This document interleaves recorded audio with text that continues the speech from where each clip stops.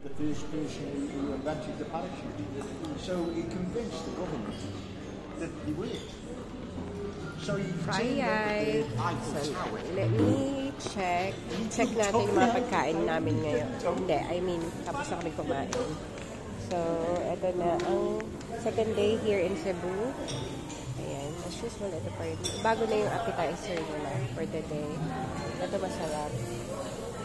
That one. Okay, they have cereal still and the breads.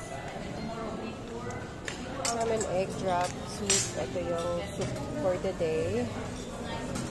And of course, the garlic fried rice and pancit canton. They have pancit canton.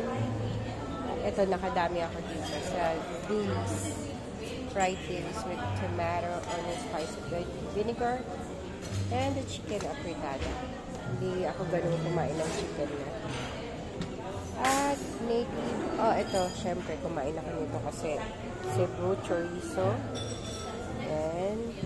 and the corned beef, and with potato onion. Syempre, ito na naman tayo sa egg. Good morning, good morning. And the dessert. Oh.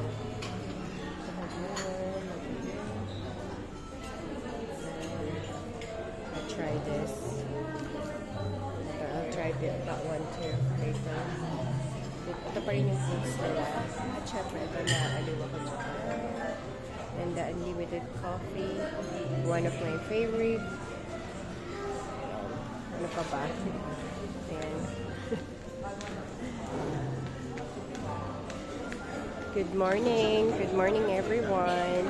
Say hi. Bala kayo dyan. Is the CR here nice? Just go up. Be nice. But many people went there already.